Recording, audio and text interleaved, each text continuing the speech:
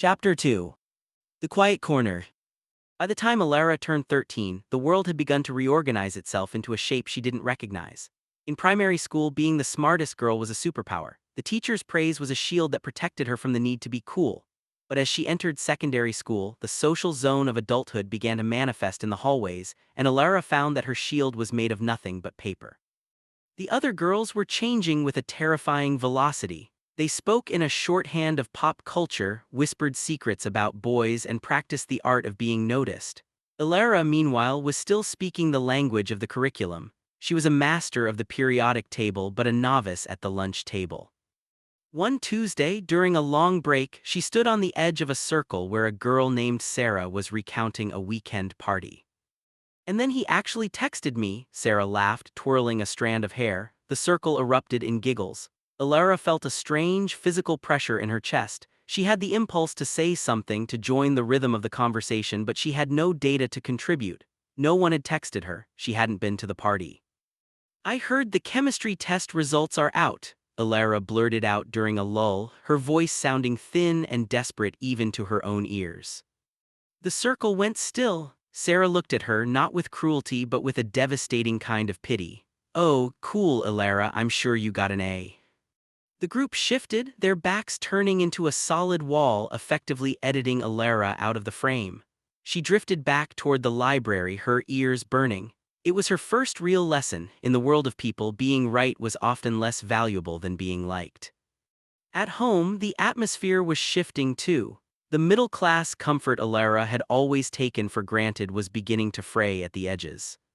The country was in the grip of a relentless inflation. It was a slow, quiet monster. It didn't take everything at once, it took things in pieces. First, it was the weekend trips to the cinema, then it was the brand-name cereals. Finally, it was the air of relaxed confidence her parents used to wear.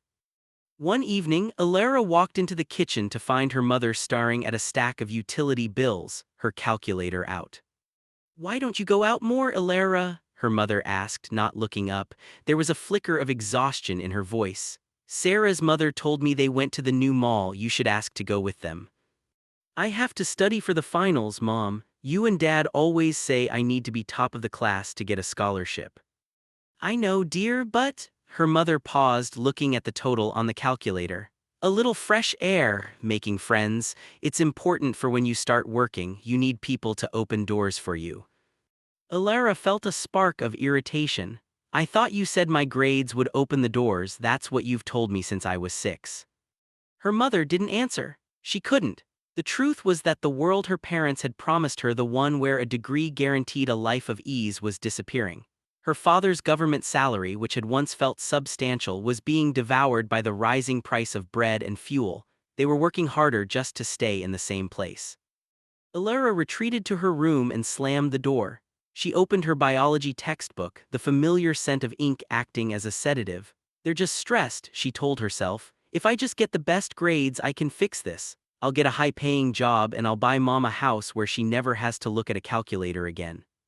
But as she stared at the diagram of a cell, the labels seemed to blur.